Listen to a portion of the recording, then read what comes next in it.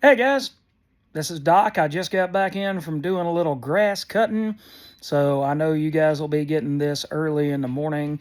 I did this last night. I wasn't up cutting grass at 5 in the morning, upsetting people and pissing them off. Anyway, so let's talk for just a few minutes about who your three older, underrated comic writers are. All right, and I'll start off with J.M. DeMatteis. Okay, J.M. DeMatteis wrote Spectacular Spider-Man from issue 178 to, I believe, 216. They're actually going to come out with an omnibus of his and Sal Buscema's work on the title, which Sal was the penciler and inker for that entire time, I believe, except for issues 314 and 214 and 213 and 214. James Fry came on as a penciler and inker for those two issues. But other than that, Sal stayed on as artist, I think, from 134 all the way through 238.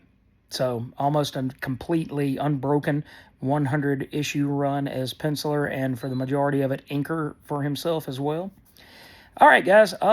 Anyway, we're here to talk about J.M. DeMatteis. J.M. did The Spectre with Ryan Sook. I think that was Ryan Sook's first big job. It was Hal Jordan. A lot of people didn't care for it because it was the redemption arc for Hal Jordan before Jeff Johns' excellent Rebirth came out. So they felt like they had to kind of put him into a position to be redeemed himself. So he became the spirit of redemption rather than the spirit of vengeance. And I personally dug that book. I loved it. Ryan Sook was on it for the majority of the first 12 issues, 13 issues actually. And then Craig Hamilton came in, and then Norm Brayfogle actually took over and did a damn fine job to finish off the title from, I think, issue 15 all the way through 27. But DeMatteis has written a ton of different things. Moonshadow, he's written the Spidey run, he's written some Amazing Spider-Man, he has written all sorts of, he wrote a really short, truncated run on the Silver Surfer that I loved with art by John J. Muth. Trying to think what else. I mean, he's just done a ton of stuff over the years.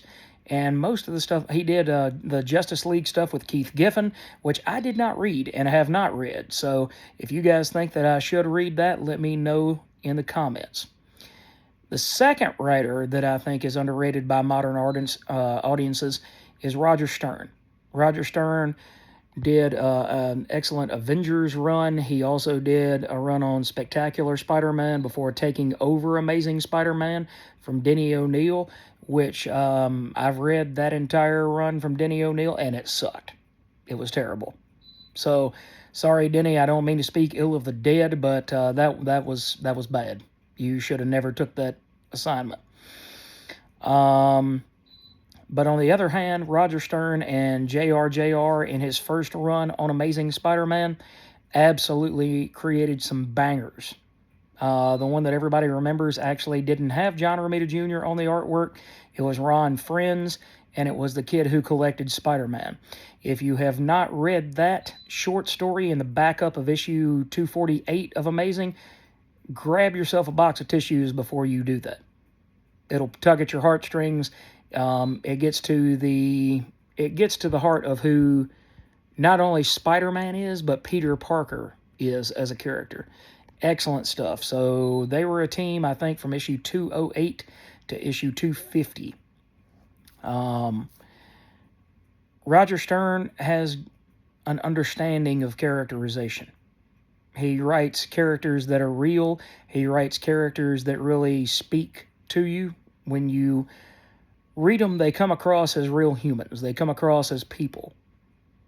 But he has done a ton of different series that really sticks out. He even came back. He was the one who co-created the Hobgoblin with Romita Jr., and then he got kind of unceremoniously shoved off the book earlier than he wanted to be. Amazing under Tom DeFalco came to say that Ned Leeds was the Hobgoblin, and that was not what Roger Stern had originally done or thought. So he actually came back years later with George Perez and Ron Friends, I think in 1997, and created a 3-issue mini called Hobgoblin Lives. And that really brought the Hobgoblin back into the mainstream of Spider-Man comics.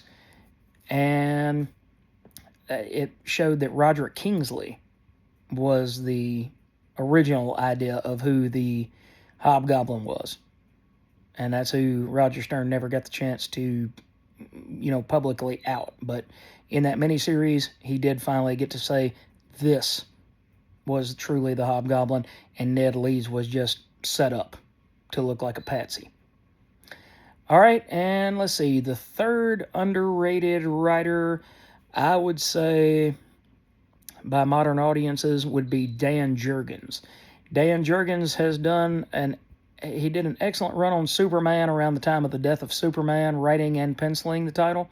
But he also did an excellent, amazing run on Thor with, again, John Romita Jr. for the first 2 years. And that was when Thor came back from the Heroes Return setup from the Heroes Reborn universe back in 98. And those first 25 issues, which there's a John Buscema fill-in, and then a couple of Lee Weeks issues, with Klaus Janson inking pretty much everybody, and then Klaus staying on for a couple of issues after Romita left with 25. Dan crafted one heck of a tale with Thor. Now, by the time that he left the title, he ended up writing, pretty much the whole series except for the last 5 issues, which was entitled Ragnarok, which was from issue 80 to 85.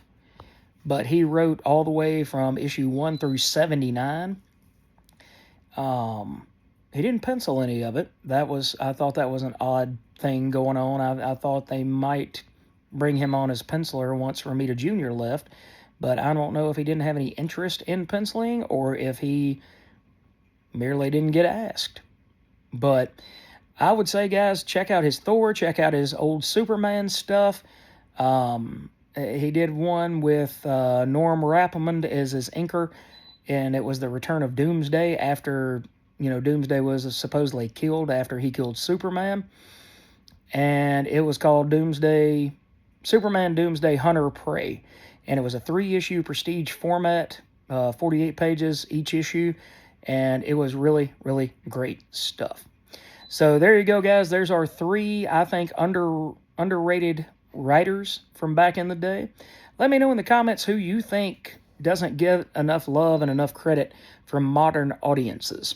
Who do you think is a writer that just absolutely nailed it with every storyline, or at least there was 1 or 2 great storylines that just punched way above their weight class, no matter whether it's a superhero story or even a, indie something. All right, guys, let me know what your thoughts are in the comments below, and we will catch y'all in the next video. Take care.